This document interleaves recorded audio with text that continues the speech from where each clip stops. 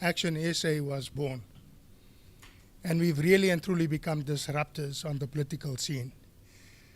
In just over a year since its existence, we as ActionSA had contested the local government elections last year in but 6 municipalities across the country that consists of 278. Initially, we were only going to contest in 3 metros, and that was in Gauteng, but then 3 additional municipalities were added to the list, and those were in KZN. And in all 6 municipalities, we managed to bring the ANC way below 50%, in fact, into the 30s. Why? Because of the fact that we're the only political party that's able to take support from the ANC in their very strongholds, and we've seen it even in KZN and in Soweto, where we had taken voting stations from them, something that has never happened before.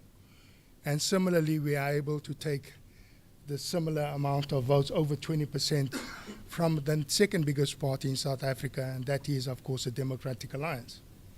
So having contested only in 6 municipalities out of 278 last year, we came out to the 6th biggest party in South Africa. And watch this space. Our mission is one, and that is for us to win. And South Africans more and more are becoming absolutely gutful because of the state of affairs in South Africa. We heard our president last night talking about the Zondo Commission and the recommendations made, and he told us absolutely nothing, which is the usual thing. But in ActionSA, people see hope. Sam had indicated that this is the last of 9 provinces where we, as ActionSA, are appointing a chairperson. Now, yes, very much ahead of our schedule of things. Earlier in this year, our president, Herman, had indicated that we'll have all 9 our provincial chairs by the end of this year. We're 2 months ahead of time. That is the ActionSA way. We set the bar very high, and we even try to beat that bar. So yes, the Western Cape, since the passing on of Fakie Mentor, may her soul rest in peace, the position was vacant. But let me tell you something, leadership was never vacant here. There was no void when it came to leadership. So it also gives me great pleasure to and opportunity as well to thank the leadership who just stepped up to the plate to make it happen. So this morning, we are here to introduce to you somebody who's no stranger to South Africa. Somebody who has, for a while, already thrown her hat into the ring to say, I'm going to step up to the plate and I'm going to make a difference in South Africa. A person who understands the challenges that we as South Africans face, and more so, South Africans who are forgotten, who are marginalized, who suffer the fate of a failed state, because that is what South Africa has become. We're already, as far as I'm concerned, a collapsed state. A person who had was born in Pretoria, so she's a fellow Gautenger, Mr. President, as you and I, proudly so.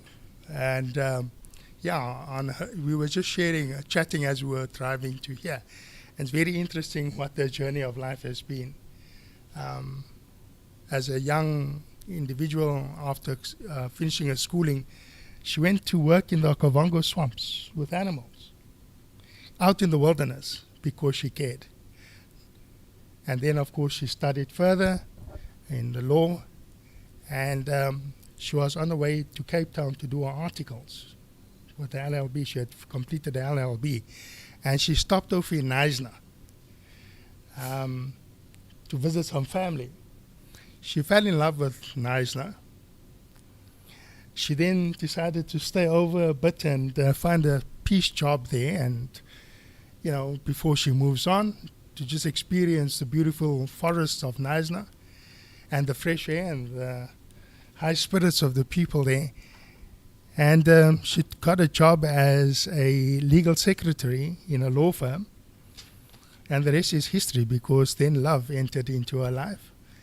And she got married to the director of the company. And she's been in Knysna ever since. But yeah, she didn't leave it there. She practiced an advocate before going into politics in 2011. And she served as Deputy Executive Mayor and Speaker in the Knysna Council for a while. And between 2018 and 2021, she was the DA's mayoral candidate in Knysna as well. So, yeah, she worked for the Human Rights Commission. And you see, as I said, she worked at the Black Sash as a paralegal and was the founder of a legal center for women and children. And she, as I indicated earlier on, she consulted extensively with the South African Human Rights Commission in the Free State. And she was on her way to a job interview sometime in last year, early this year, and with the Human Rights Commission here, and she saw the legislature building.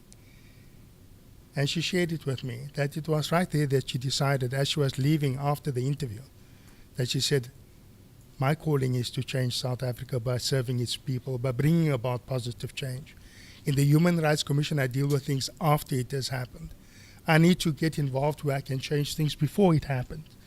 When she looked at that legislature building, she then made up her mind and said, I am joining Herman Mashaba and ActionSA so that I can bring about that change. So, fellow South Africans, it gives me great pleasure to introduce to you the new chairperson of ActionSA here in the Western Cape, Michelle Wasserman.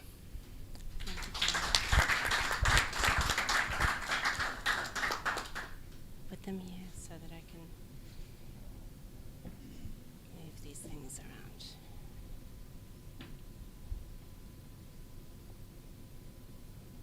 If I put them there, are they okay? Yeah? Okay. Goeiemorgen, good morning, Mulweni, everyone. I'm extremely honoured to be appointed as the Provincial Chairperson for ActionSA in the Western Cape. I'm looking forward to growing ActionSA's support and making sure that we establish wall-to-wall branches and structures throughout the Western Cape. Our intention is clear. ActionSA will have enough support by the time the national government election takes place in 2024 to vote the corrupt and incompetent ANC out of power and to replace it with a coalition government led by ActionSA.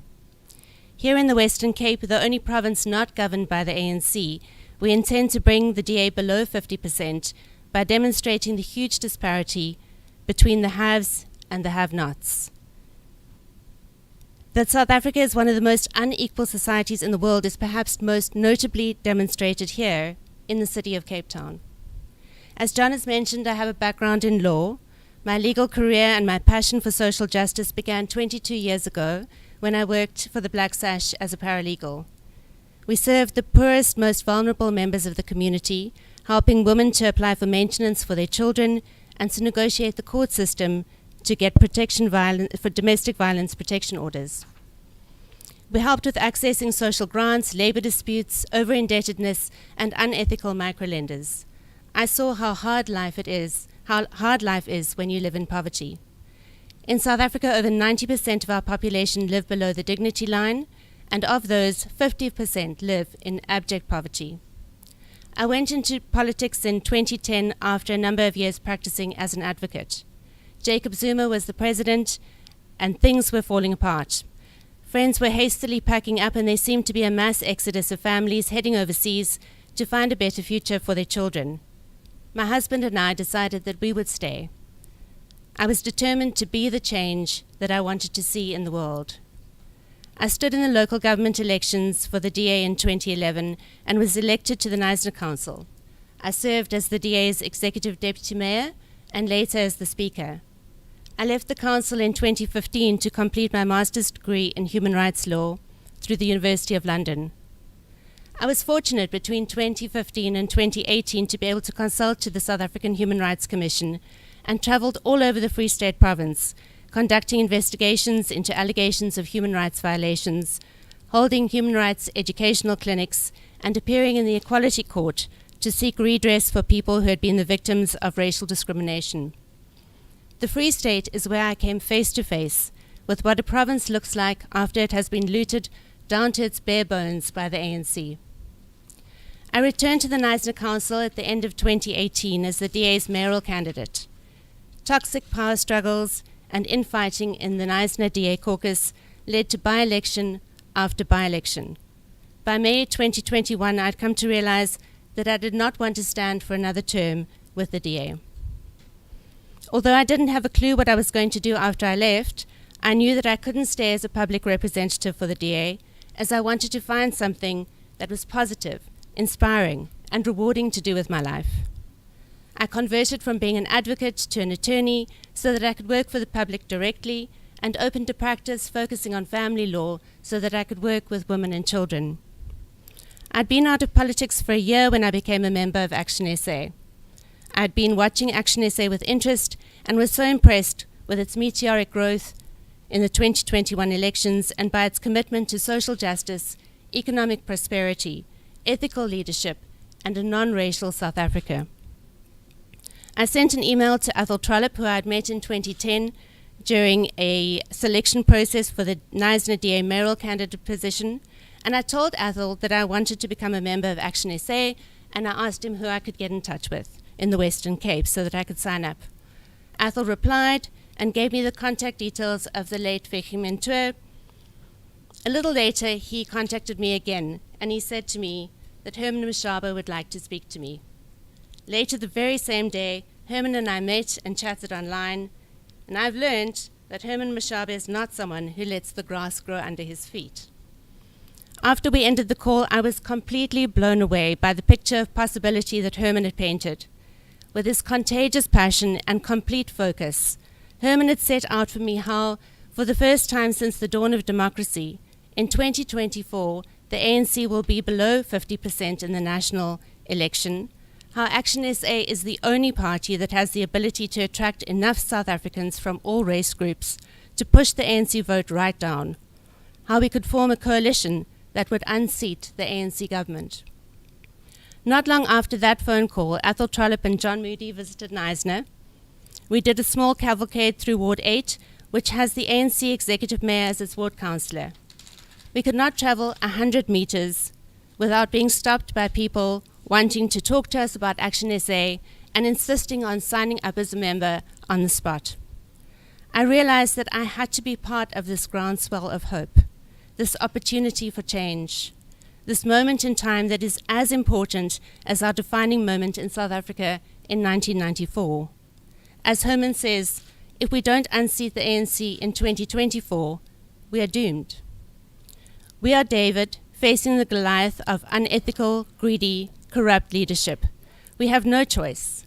There has to be a change, and we are the ones who must bring that change, not for ourselves, but for our children and their children. People may argue that the Western Cape is just fine, that it is the best run province, and that ActionSA should leave it alone and focus on other provinces. But in the Western Cape, voter turnout went down from 63% in 2016 to 48% in 2021. Why is that? There are many communities in the Western Cape where people have literally been forgotten by all levels of government.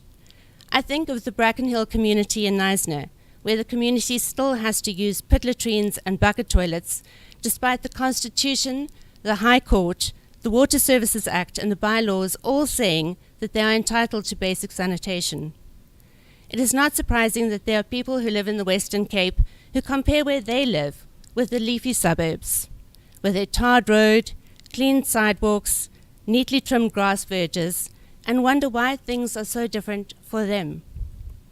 Why are some people living in what looks like utopia, while they're still living in the dust and the litter, their communities plagued by crime, unable to provide for their children, and desperate because they can't find a job? These are the people that tell me they didn't vote in the last election, and that they had planned to not vote in the coming election. They are also the people who are joining ActionSA in droves. Because ActionSA is committed to social justice, to prioritizing the poor and vulnerable, and making sure that they are not forgotten. Because ActionSA is a party for all the people of South Africa. ActionSA is not new to the Western Cape. We have incredible members and activists who are constantly working hard on growing our support base and launching new branches. Thank you to each of you who have worked so hard and given so selflessly of your time with so much passion because you believe in ActionSA and the promise it holds. I'm really looking forward to working with you and visiting every corner of the province over the next year and a half. I would like to acknowledge and pay tribute to the work and commitment of the late Mafeki Mentor, under whose leadership and guidance ActionSA was started in the Western Cape. Thank you to John Moody for looking after the Western Cape during the period that we were without a provincial chairperson. Your leadership and support as acting provincial chairperson have kept the ship steady and on course. I would also like to acknowledge the work of the members of the Provincial Executive Committee who served under Mafeki and under John Moody. It has been a privilege to get to know each of you and to serve with you on the PEC. Lastly, thank you, Herman, for your faith in me and for giving me this brutal but extremely rewarding role to play in fixing South Africa. Bye, Donkey, Nkosi, and thank you.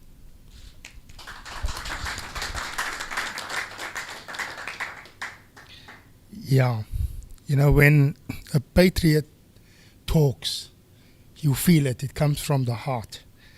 Thank you, Michelle, for taking up the challenge placed to you to serve South Africa through this vehicle called ActionSA. And before I continue to introduce you somebody that doesn't really need an introduction, you may ask who these other people are sitting in front here with us. To my left here is Yvette Robinson. She's been handling the media, etc., for ActionSA here in the Western Cape.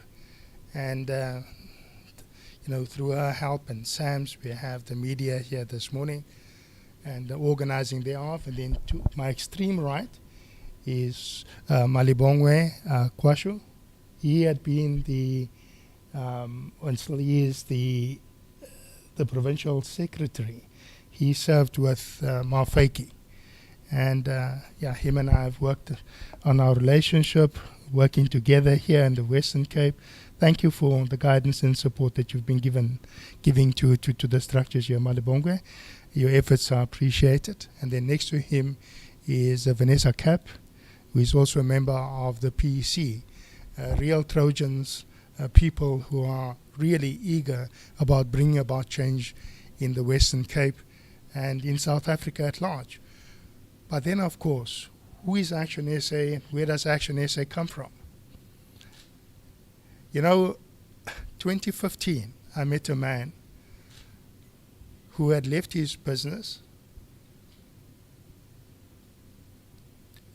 thinking about getting involved in politics because he was very vocal about the fact that the ANC is failing our country.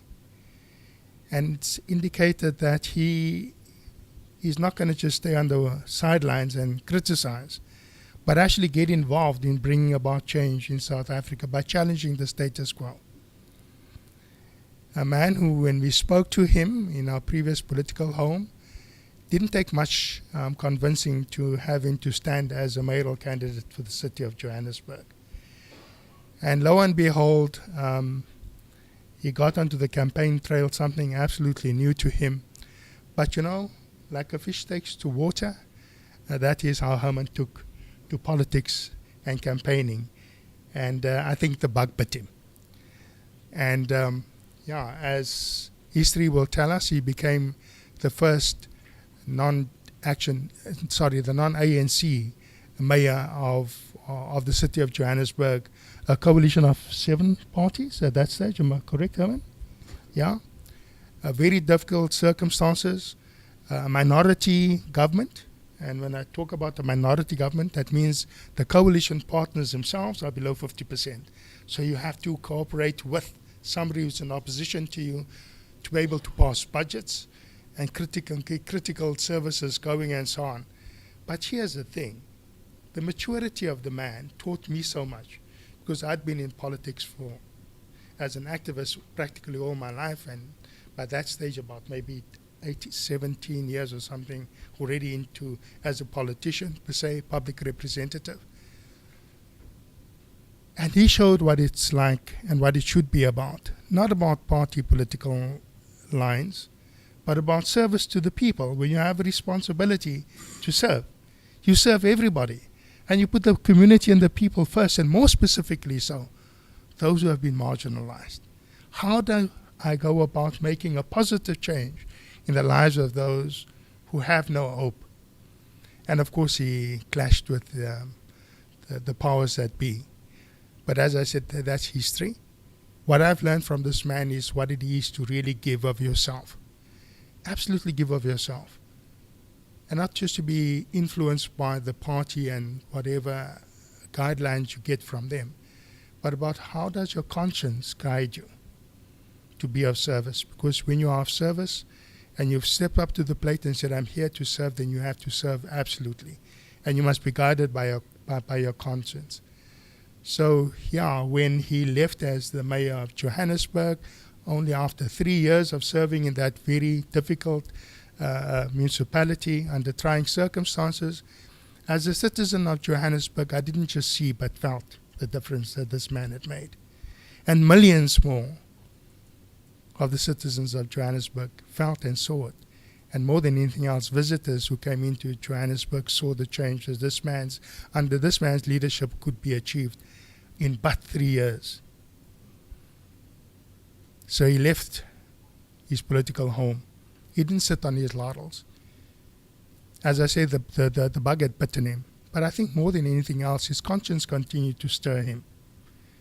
And he, together with his former chief of staff, Michael Beaumont, and some others, they then embarked upon, because of the number of calls, etc., that people were giving to him, bothering him and saying, you can't. You've shown what you can do.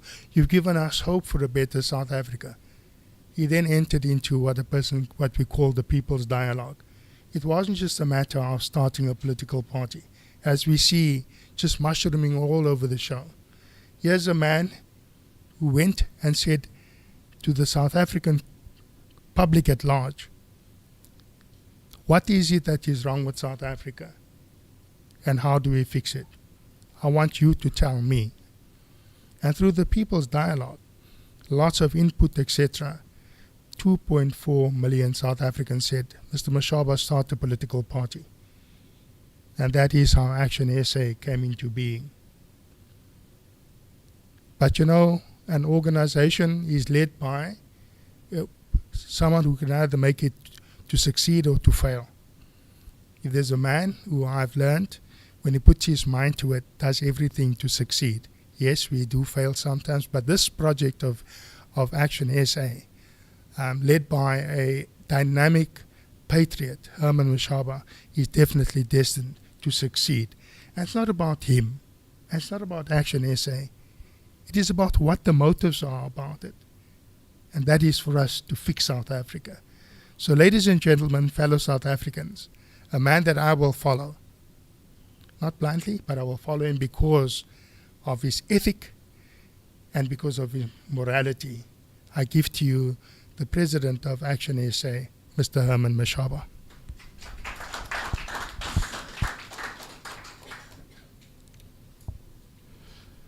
Thank you, John. Thank you, Michelle, and welcome to the Action family, ActionSA family. Thank you so much for accepting this huge responsibility to serve as the Western Cape Provincial Chairperson.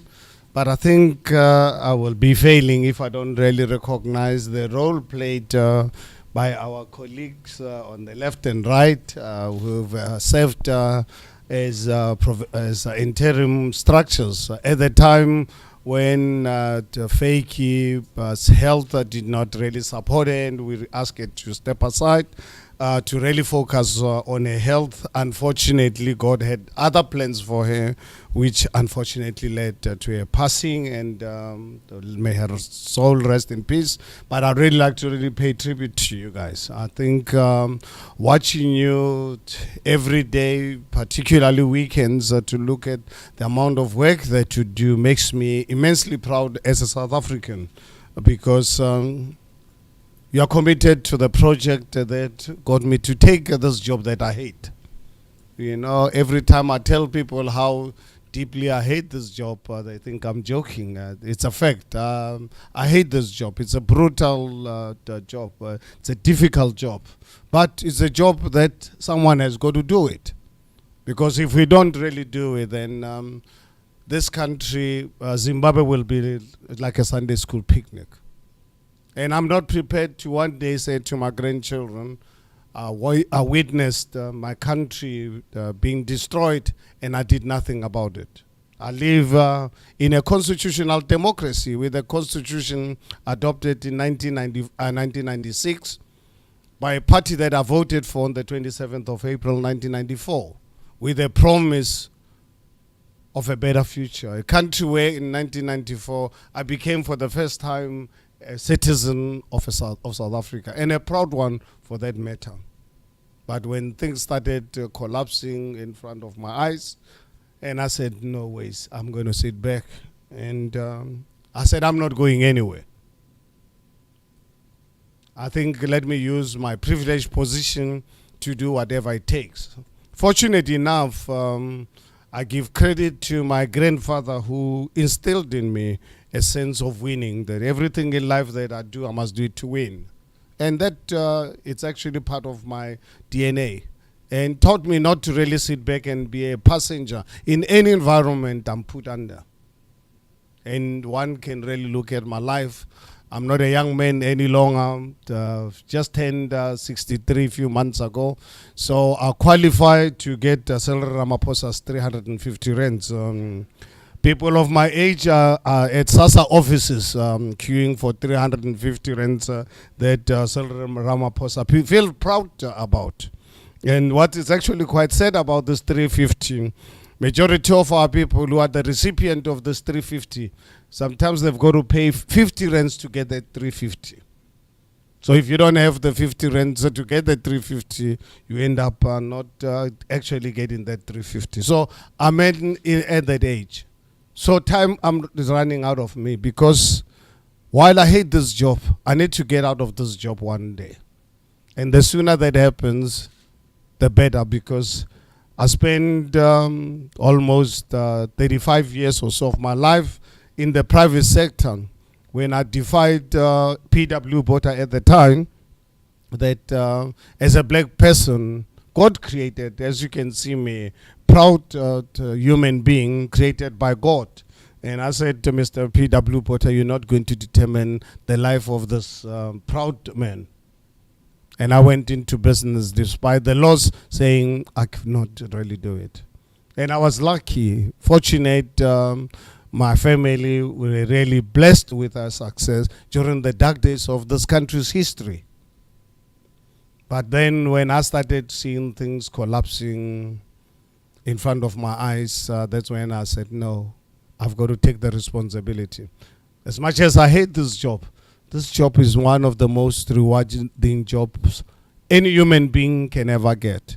I honestly and truly believe I'm the most fortunate human being on earth. Why I feel I'm the most fortunate human being on earth, and I say this with absolute humility. I was born and raised in a child-headed household. I was brought up by my sisters. The elder one was 13 years my senior. I spent a big percentage of my youth in a tin house. The shacks that you see today, 2-room, not 2 bedrooms. Because when I realized that I was a human being when I was 5, 6, been told that my father died when I was 2 years old. And now where's my mother? My mother, they says, no, your mom works in Johannesburg as a domestic worker. Would come home at least sometimes twice a month, most of the time once a month. So I know what poverty means. I lived it most of my life as a youth. But at the age of 22, I decided to take charge of my own life, because I meant so much to my grandfather, who passed away in 1977. From the day I was born on the 26th of August, 1959, until his death, I meant so much to my grandfather. Spend as much time as possible with him. And sometimes, actually, when I was growing up, more especially when you reach teenage age, that's when we start really rejecting my grandfather, because I used to believe that my grandfather's expectation of me were unreasonable. I thought, no man, this old man is really putting too much pressure on me. But here, as I get older, I actually appreciate him so much that unfortunately he's not here, that I can obviously share this moment with him. But I'm sure wherever he's lying, he must be very proud of himself, having produced someone who grew up being called stubborn. For some reason, people sometimes think that, and I've been like this throughout my upbringing, be playing football or being with friends. I would always be regarded as that stubborn Herman. You know, a few months ago, 3rd of March, my wife and I celebrated 40 years of our marriage, something I'm actually quite proud about. And we invited a few friends for lunch, and every speaker who spoke about my stubbornness. And when it was time for me to speak, I actually said, no, but colleagues, you guys are not really fair to me. What do you mean by stubbornness? There's certain things in life I believe in. I strongly believe I'm a team player. And that has really been demonstrated by when I started my formal business, Black Like Me, in a place, I think slightly bigger, smaller than this, 200 square meters. I don't know this. Must be plus minus 200 square meters with a 30,000 rands loan. And by the time Nelson Mandela, or actually by the time F.W. de Klerk made the statement on the 2nd of February, 1990, to release political prisoners and ban political parties, I was by far a reasonably successful businessman. I had my own 6,000 square meter factory, and I did not owe anyone a cent. Providing products throughout the entire Southern Africa, listed by all the major retailers in this country. How the National Party did not pick this up is because of my determination. It is for that reason I cannot really see now.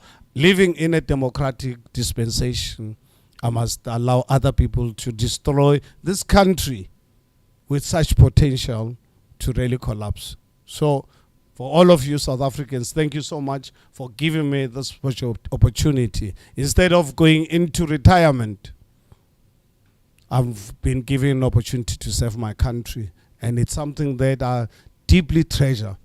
My family knows very well. Last week, this time, I was in KZN. I left home on a Saturday. I got back the Saturday. Yesterday, I left.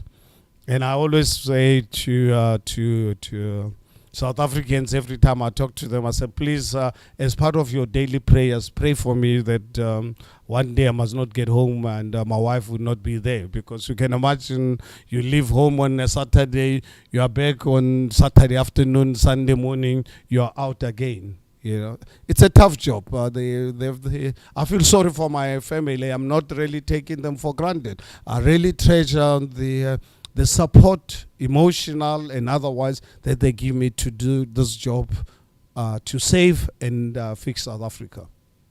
ActionSA, as John already indicated, it's a brainchild of engagement of people of South Africa. When I announced my resignation as a mayor of the city of Johannesburg, I actually, at the time, did not realize that I'd made an impact not only to residents of Johannesburg, but to the entire South Africa, because all of a sudden, there was an outcry, people asking, Mashaba, please form your own political party.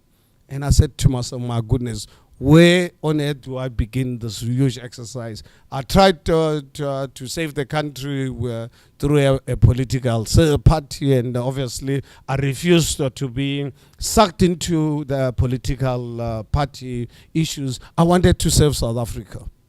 I wanted to serve all South Africans, those who voted for me and those who did not vote for me. Because once you're in government, you are not in government to only serve those who voted for you. You have the constitutional obligation to serve all the people of this country. That's really what led to the breakdown, resulting with me leaving my office 2 years before the end of my tenure. I mean, very difficult, painful decision I had to really make. And it's something that I've got to really live with for the rest of my life. Started People's Dialogue, received a mandate from 2.4 million South Africans. Actually, when I started this project, my family obviously wanted to know, because I had to approach them to say, and people are saying I must start a political party.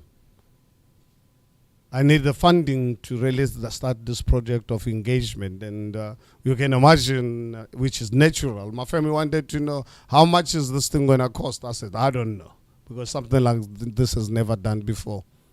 The only condition, I said, if I'd get less than 500,000 people giving me the mandate, I won't proceed. But as a family, we need to invest in our country.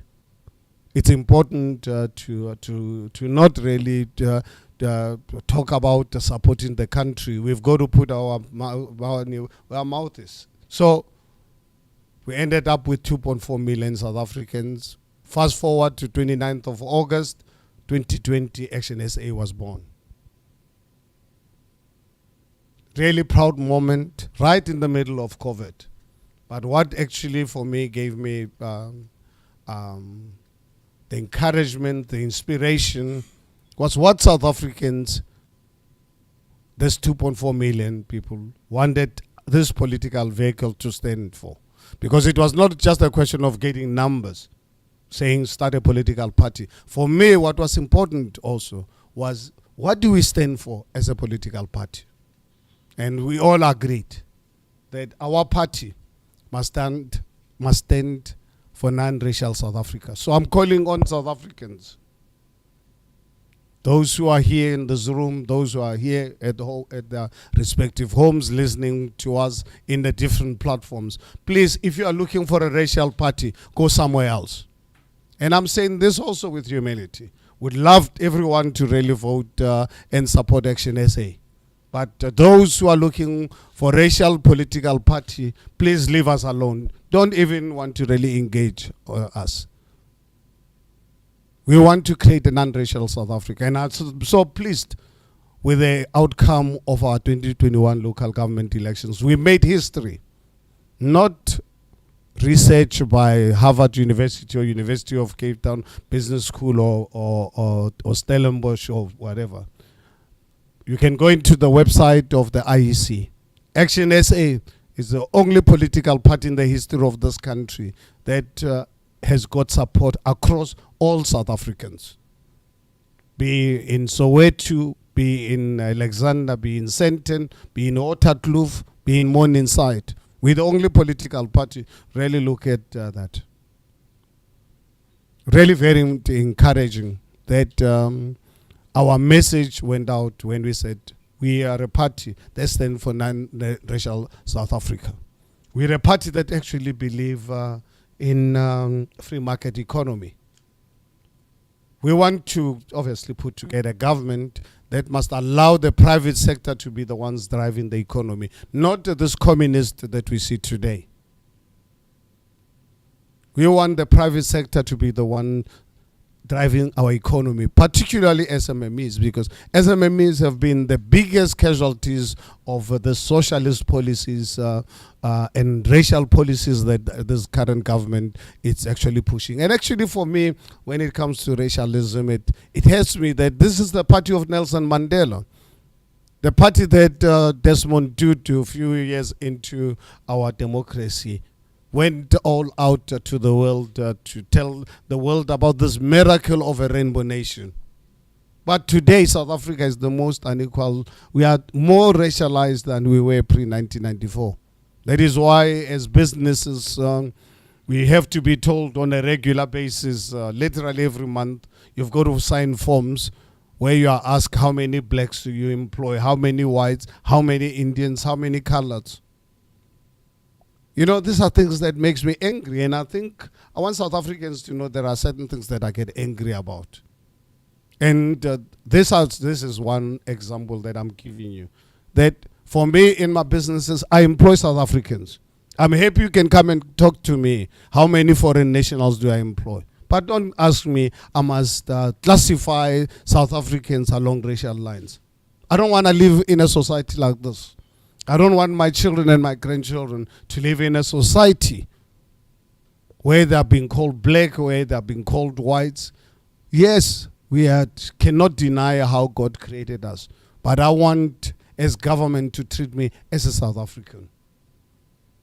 We believe in social justice, as Michelle has already indicated. We want to really be the political party that must address this question of inequality. We cannot allow our people to live worse than pigs. I was born and raised in a village where electricity to me was foreign. Running water was foreign to me. As I indicated, I lived most part of it in a tin house, but we had the dignity. But you go into the informal settlements. I can take you here, anyone, I can challenge you. I can take you to not 1, not 2, not 10, not 20 settlements here in the Western Cape, in Johannesburg, in Polokwane, where our people live worse than pigs. And you expect me, I must feel comfortable. I live in Sandton in a 4-bedroom house, en suite. I don't want to feel guilty about that. Where we've got to have government that can also understand that we've got inequality that we must really address. We believe in the rule of law. Yesterday, after the president spoke and basically said nothing, remember afterwards, my wife phoned me and I was telling her, I just did an interview with one of the popular radio stations. And I said, I'm disappointed the president didn't say anything. He says, no, but you're unfair, Herman. Why did you say the president didn't say anything? I said, no, he did not say anything material that we don't really know. You know, so we want to really live in a society where issues of inequality are addressed. Social justice must be part and parcel of that. We believe in the rule of law. I said,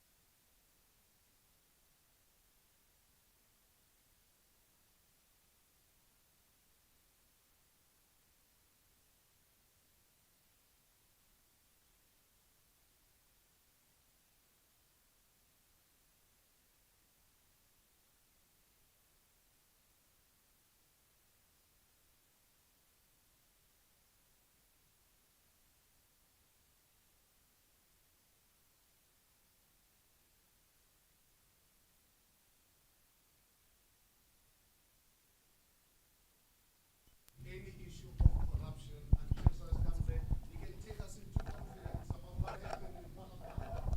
Because it's of such serious nature. We cannot live with presidents that deal in money laundering, presidents that actually don't believe in our police, in our law enforcement agencies. When someone does something to him, he goes to look for mafias to go and deal with issues. I don't want to live in a society like this and say it's okay. So that's why it's a question of belief in the rule of law.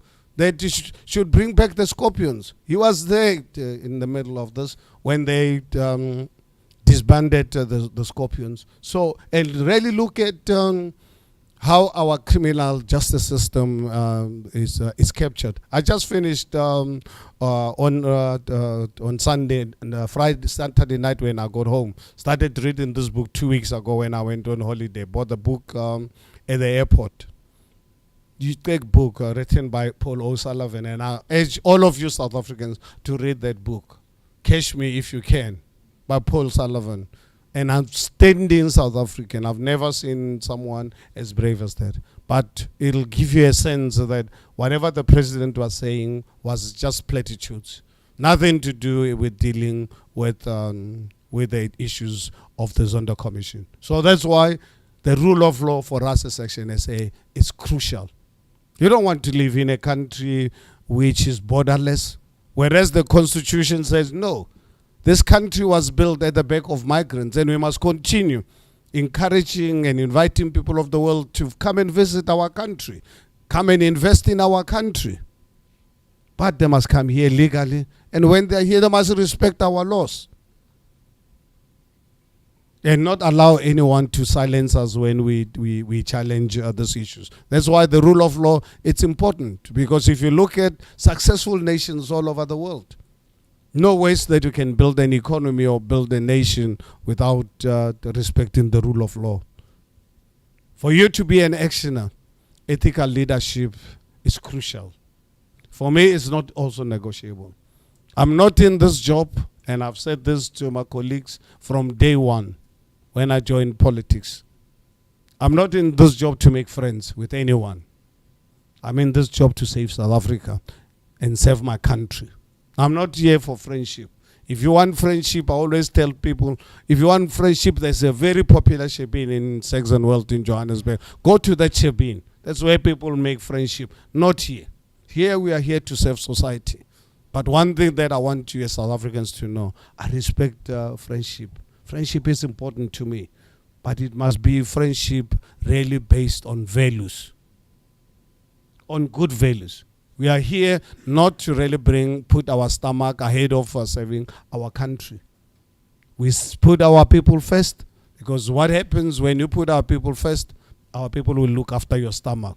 So put your stomach behind that. That's how you will succeed in life. We believe very strongly in quality education. It hurts me every day. I've got to talk about 80% of public schools being dysfunctional. Totally dysfunctional. Because this current government, because of their relationship with SATU, this trade union called SATU, destroying the education of our poor communities who cannot afford to go into private schools. We are saying as ActionSA, the education of this country is going to be controlled by the Department of Education. We don't need two departments of education. One Department of Education is more than enough. We want to really bring back school inspectors.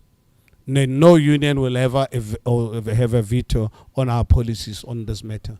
We bring back the school inspectors. Build more schools, so that whether you live in Waterkloof or live in Mamelodi, the public schools must be the same in terms of the actual infrastructure and the teachers. And principals must go back to when ensure that teachers do what they're supposed to do. And what's for me very important in education is that we must bring back God into our education system. I want my grandchildren, by the time my kids have their own kids in a few years' time, that's a decision that is obviously outside my control. But I want the day when they start school, after 2024, every morning before they go to class, I want them to go to assembly, go and pray for that 10, 15 minutes. Very important, because 98% of us South Africans believe in God in one form or another. I'm a proud Christian. I've got friends who are proud Muslims, Hindus, Jewish. We can coexist. If we can coexist in this format we are in, I cannot really see why we must argue about how we pray to God. We just really have to really coexist. So God must be back in our environment. I think in closing, I just want to really take you through this journey of ActionSA quickly. Why we're here this morning to announce the last and 9th provincial chairperson. I made a commitment beginning of this year that by end of this year, ActionSA will have 9 provincial chairpersons. And here it is. We are delivering on that promise 2 months ahead of schedule. So Michelle is the 9th provincial chairperson. We've got in Gauteng, Bongani Baloyi, who I think most of you know.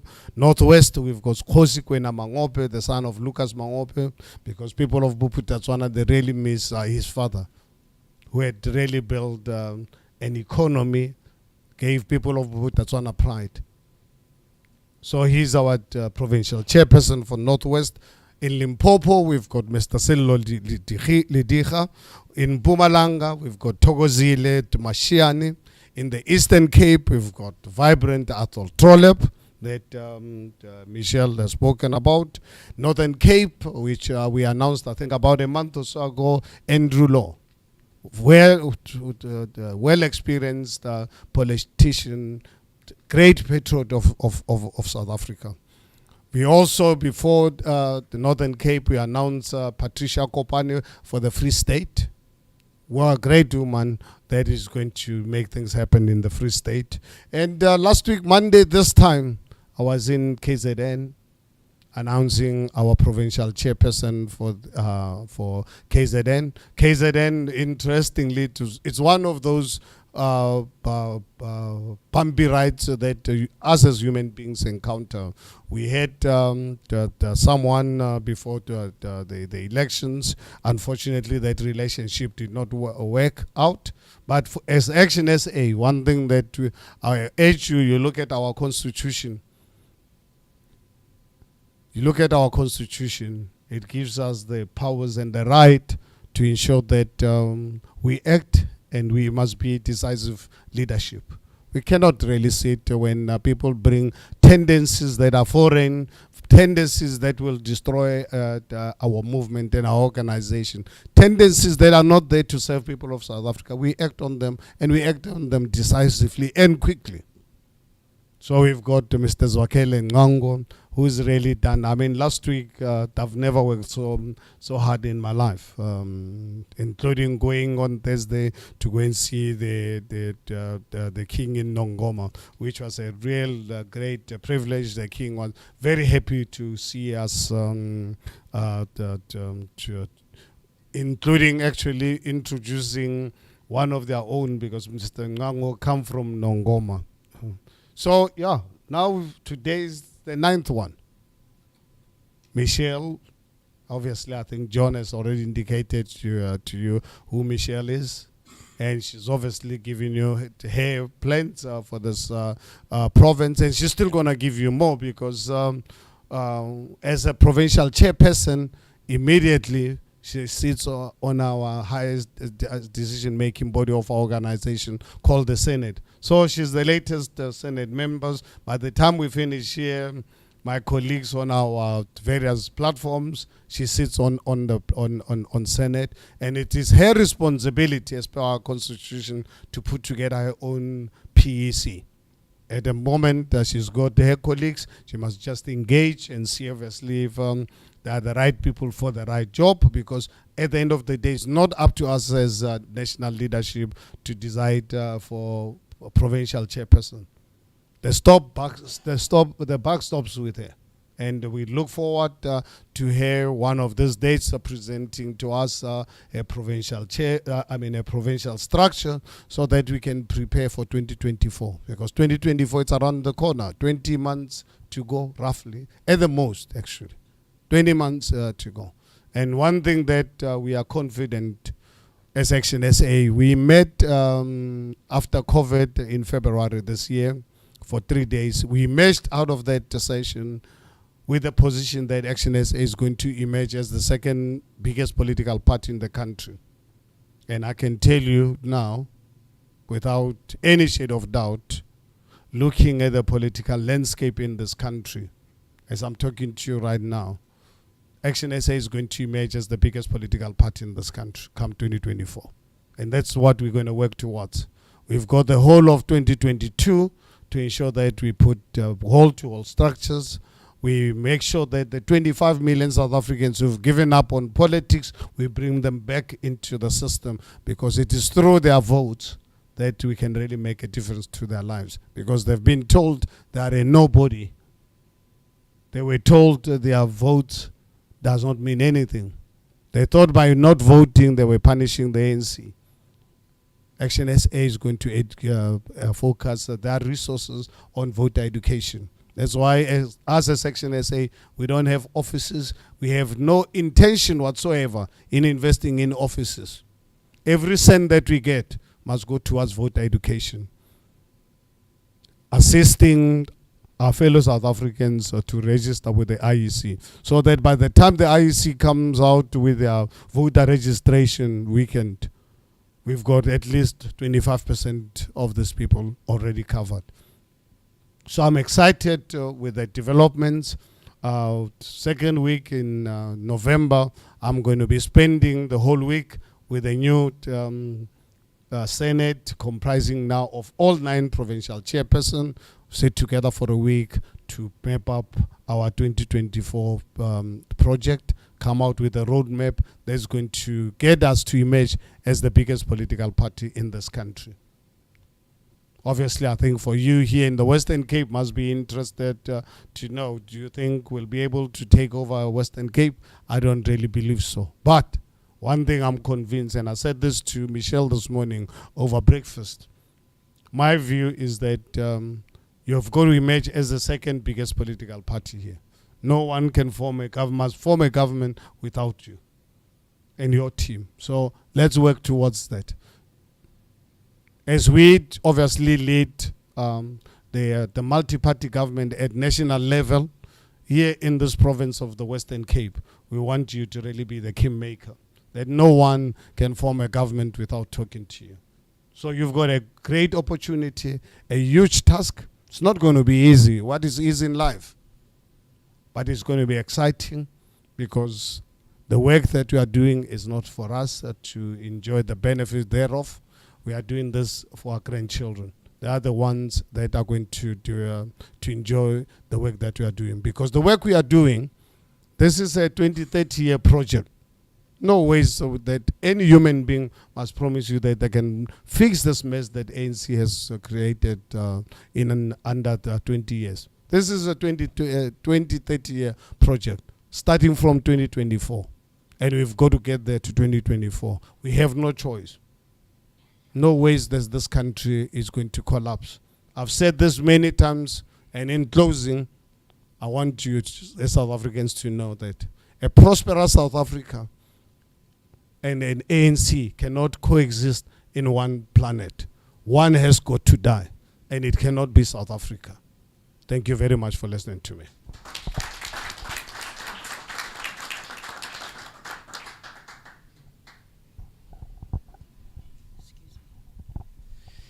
Thank you so much, guys. We've now reached the portion of questions and answers by members of the press.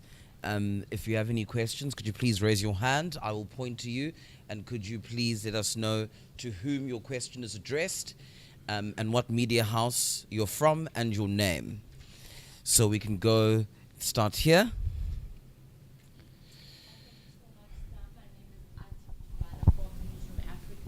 My question number 1 is with Michelle. If you can perhaps give us the numbers of the Western Cape in terms of the support of ActionSA following the said passing of Faithy Mentor. And my other question is, given that you've been serving in the leading party in the province, the DA, and you've mentioned the glaring disparities between the rich and the poor, and you have been part of a government that has been presiding over these very glaring inequalities in this province.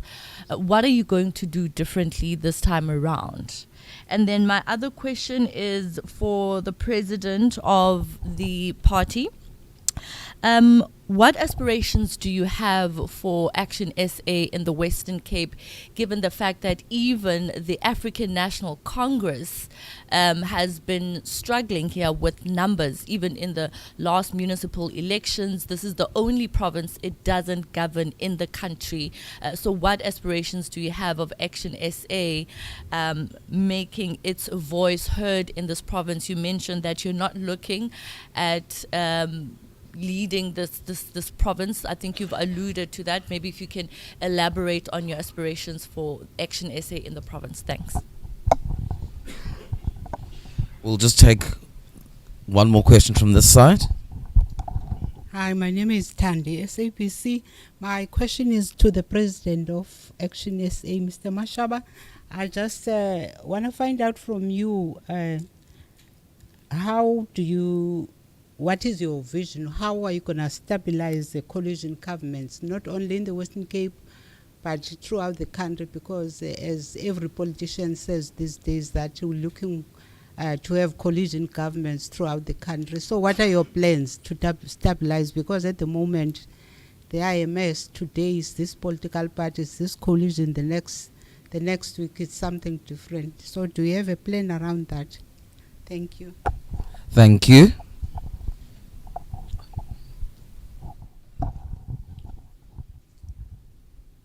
For you, Michelle, my name is Melikaya Zakagana from Eyewitness News.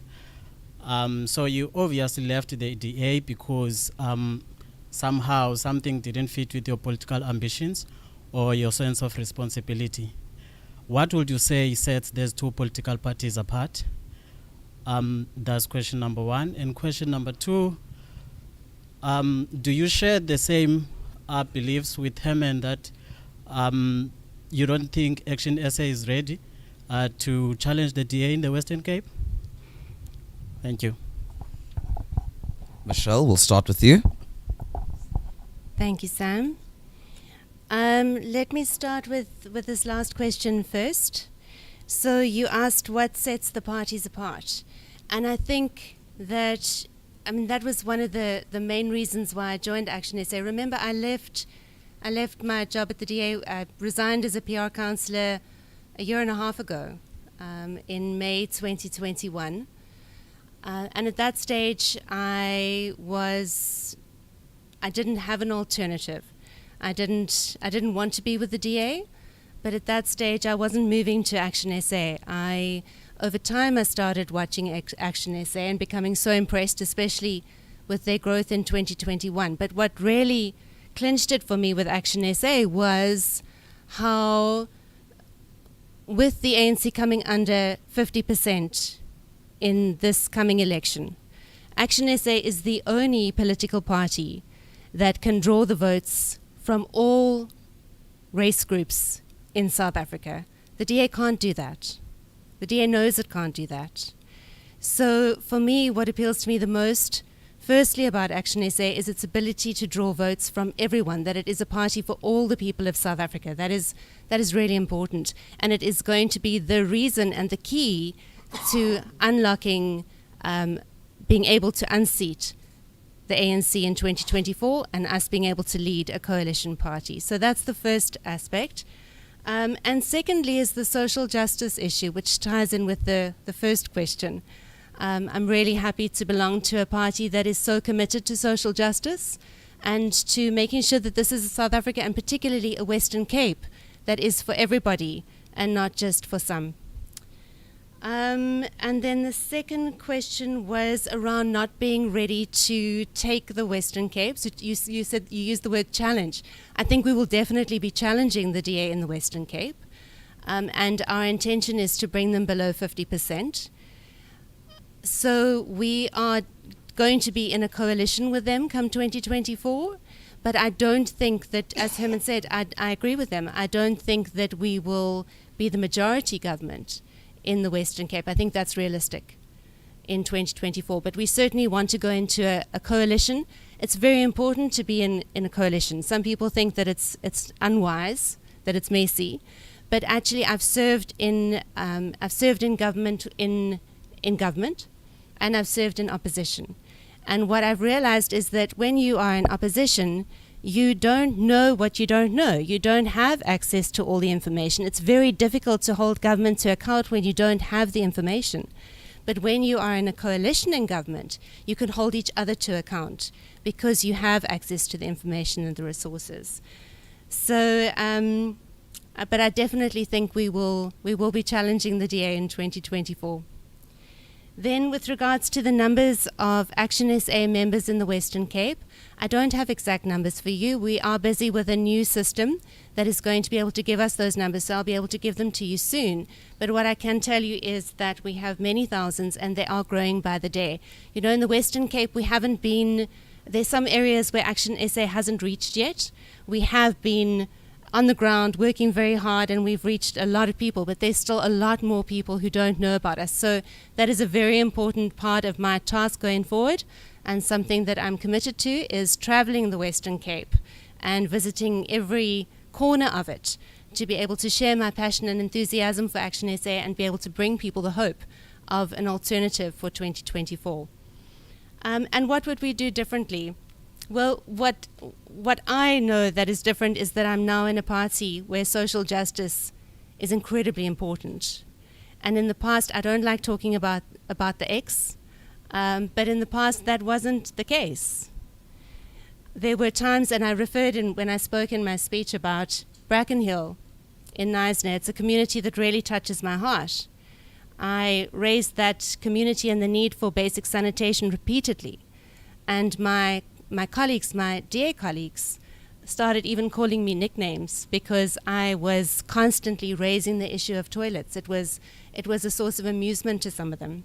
So I think that for me is what is different about this party and being able to do things differently is this is a party that is committed to social justice, that is committed to a South Africa that is for everyone. Thank you. Okay, I've got two questions. One from Artie regarding my aspirations for the Western Cape. I think Artie, Michelle's already touched on this, and perhaps your question must actually lead me to give Michelle and the team a target, KPI, to say, colleagues, if you don't get between 10 and 15% of the Western Cape market voters, then your jobs are on the line. I think let us be honest. I think perhaps let me use the opportunity to really give them really conservative targets, and I'm sure you guys will agree with me. I don't think I'm unfair to really make such a pronouncement in front of this audience that if you don't give us 10 to 15%, your jobs are on the line. We're not playing because we are not here we are not here to be in opposition. We want to be in government because it is only being in government that we can actually serve our people. So if you get 10 to 15%, so you can imagine, if you end up with 10, 15, you'll end up actually with more. So Michelle, you've got a huge responsibility. So I'm not only going to be the only person now losing sleeps. So you've got to sleep, dream this, because luckily you're not. What I like about these colleagues here from the Western Cape, they're not here because of they're looking for jobs. They're here to serve and protect and save South Africa. So for you, this is going to be, it's a piece of cake. I'm actually, I'm a very low target, but I'm happy I'll live with that. So my aspiration for now, conservatively, is to get 10 to 15% of the electorate of the Western Cape. SABC, a very interesting question, ma'am, because I'm addressing you right now when, after doing everything possible in my power, to put the DA into government in the 3 metros in Gauteng, Johannesburg, Ekurhuleni, and so on. I'm sure you guys are aware. Personally put the ANC DA into government when they pulled out of negotiations with us and other parties 2 days before first sitting of council. Monday morning, I woke up while having a shower. I said, no, I'm not going to let ANC take over these municipalities. Contacted other parties. I said, let's vote the DA into government. And luckily they agreed. Everything else is history. And we did everything possible throughout, even right now, to get the DA, because they came out with every trick in the book to collapse this arrangement by not showing respect, by really abusing us and coming out with propaganda against us. We took the abuse, and why we took the abuse is because we wanted to avoid a situation where the ANC comes back into power. Unfortunately, Johannesburg is gone, and one thing that I challenge any South African, you study the coalitions, you look at the coalition I ran in Johannesburg. Non-politician, at the time when I took over as the mayor, I did not even have a slightest idea what the mayor does, but I accepted the responsibility. I respected all political parties. That's why my government, when I was the mayor of the city of Johannesburg, was the most stable. It collapsed because when the DA started having secret meetings with the ANC to remove me, that's when I said, my goodness, I joined politics to unseat the ANC. The party I represent is having secret meetings to remove me. I'm not the one to be pushed. I've been trained down. I'm not a pushover. So I decided, you know what, being the mayor is the last job in the world I want. I said, you can have your mayoralty back. And we just concluded and released our review on coalitions last Thursday. I'm sure you guys have got copies of that report. If not, we're happy to provide it to you. Sam can really give you that sense where the voters said to us, because we get from time to time, we get into a blind spot. We get into a situation where we don't know what direction to take. And ActionSA, being born out of negotiations, out of engaging civil society, we engaged them after the collapse of Johannesburg to say, we are at a crossroads. What do we do? Who do we talk to? And the people have spoken, said, please don't bring the ANC anywhere near us. Quite interestingly, the first review of this nature we ran after the 2021 local government election, asking which political parties to coalesce with. DA was number 1. Today, as I'm talking to you, we had 30,000 people in a week who participated in this study. DA is now number 5. But people are still saying, talk to them, but the parties that would like you to go into coalition with, IFP was number 1, followed by the ACDP, followed by Freedom Front Plus. Even UDM came was number 4 and DA number 5. That says a lot that there are people out there are watching, and they know once ActionSA can really be the party that can really be in charge of this coalition, we will respect, utmost respect to all the political parties. And that's why we're working hard to ensure that at a national level, and some of the provinces will definitely be the one with the big going to emerge as the biggest political party in those provinces.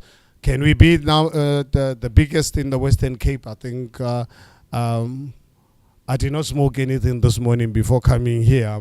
I have to really be realistic, but I very strongly believe that this team will emerge ActionSA as the second biggest political party in the Western Cape. But we will respect our coalition partners. We are not, whether you're going to be bringing 1 vote or 20, we will give you the same kind of respect, because a multi-party government is not about someone who wins by having a 2/3 majority. Unfortunately, the Johannesburg collapse, I don't even believe it was accidental. I think DA from day one really was doing everything possible to collapse this arrangement. Which is really very sad for us, because now they've allowed the hyenas to come back. And you know what these hyenas are doing? Are hungry. I don't know if you've ever come across a real hungry hyena. And right now, these hyenas are really hungry. And we've given them the city of Johannesburg. And the DA must take the direct responsibility in this regard.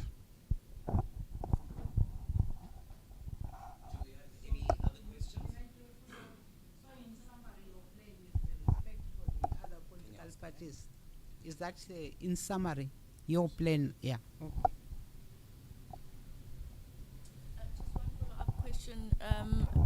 How does the selection of provincial chairs work?